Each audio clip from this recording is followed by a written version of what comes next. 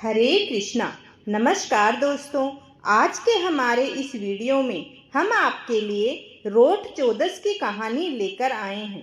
एक समय की बात है, किसी गांव में एक साहूकार और एक साहूकारनी रहते थे। उनके एक बेटा था और एक बहू थी। उनका परिवार सुखी परिवार था। बेटा धन कमाने विदेश जाने लगा। जाते समय अपनी माँ से कहता है, माँ, मैं जब तक नहीं आऊं तब तक परिंदे का पानी खत्म मत होने देना और चूल्हे की आग बुझने मत देना। यह कहकर वह परदेश चला जाता है। अब बहू इस बात का हमेशा ध्यान रखती कि कभी भी परिंदे का पानी खत्म ना हो और चूल्हे की आग ना बुझे। इस तरह कई साल बीत गए। एक दिन उनके घर की चूल्हे की आग बुझ जाती है और संयोग से उसी दिन परिंदे का पानी भी खत्म हो जाता है। यह देखकर बहू घबरा जाती है। उसके मन में कई प्रकार के संदेह उत्पन्न होने लगते हैं कि कहीं मेरे पति की स्वास्थ्य तो ठीक है। और वह जल्दी से कुएं पर जाकर पानी लाकर पानी भर देती है। अब चूल्हे की आग लेने के लिए वह पड़ोसन के घर जाती है, लेकिन पड़ोसन ने उसे आग देने से मना कर दिया। पड़ोसन उससे कहती है, बहन, आज हमारे घर में कुछ भी उधार नहीं दिया जाता। बहू पूछती है, ऐसा क्यों?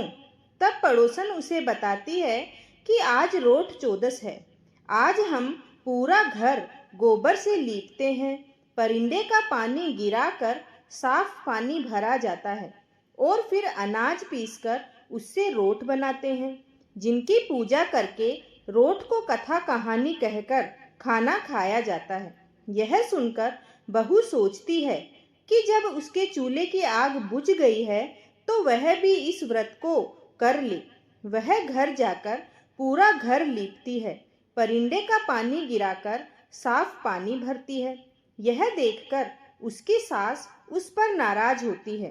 कहती है, जब मेरे बेटे ने मना किया था फिर चूल्हे की आग क्यों बुझा दी?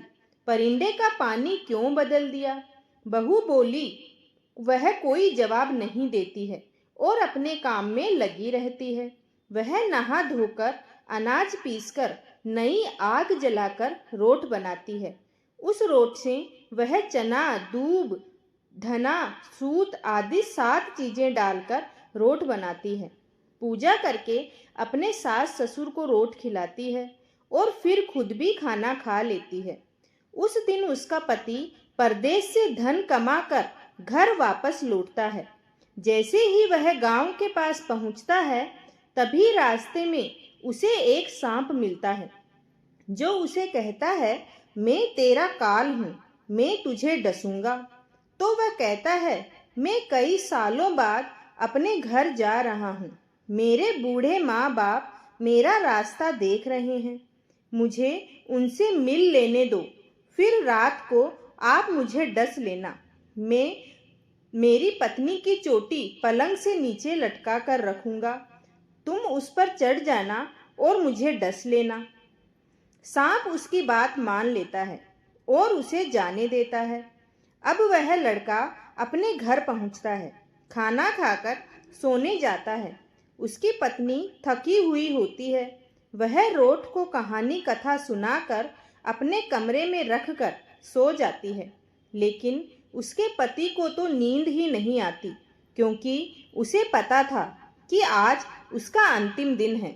आज रात सांप आकर उसे डस लेगा। आधी रात के बाद सांप आता है और बहू की चोटी से ऊपर चढ़ने लगता है।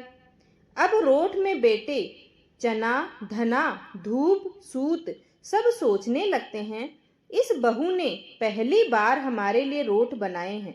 यदि आज इसके पति को सांप ने डस लिया तो हमें कोई नहीं मानेगा, ना ही कोई पूजा करेगा।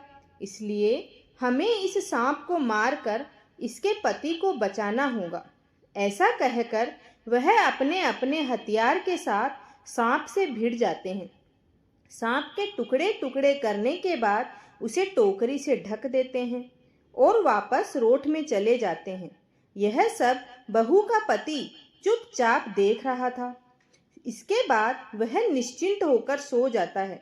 वह सुबह उठकर अपने घर के काम में बहू लग जाती है। जब बेटा उठता है तो माँ बाप उससे पूछते हैं, बेटा आज रात को तुम्हें क्या नींद नहीं आई थी जो सुबह इतनी देर तक सोते रहे? तब वह लड़का अपनी माँ से पूछता है, माँ तुमने कल क्या बनाया था और क्या पूजा था? उसकी माँ ने नाराजगी में बोला, बेटा तू जो कह कर गया था बहू ने वैसा कुछ भी नहीं किया। परिंदे का सारा पानी गिरा दिया, चूल्हे की आग भी बुझा दी, पड़ोसन के कहे अनुसार रोट बनाए, उनकी पूजा करी, खाना खिलाया। तब वह लड़का बोला अपनी माँ से, माँ कल मेरा काल आया था और इसी रोट ने मेरी जान बचाई थी। इस रोट में बैठे चना दना दूब सूत सभी ने मिलकर मेरे काल का अंत किया है। उस दिन के बाद से राजा ने पूरे नगर में ढिंडोरा पिटवा दिया कि अब से सब लोग अपने घर की सुरक्षा और समृद्धि के लिए अनंत चतुर्दशी के दिन रोट बनाएंगे और उनकी पूजा कर कथा कहानी कहेंगे। इसके बाद रेशम व सूत के अनंत को पूजा के बाद गले या बाजू पर बांधा जाता है। हे रोट महाराज, जैसे बहू पर टूटे वैसे सबको टूटना।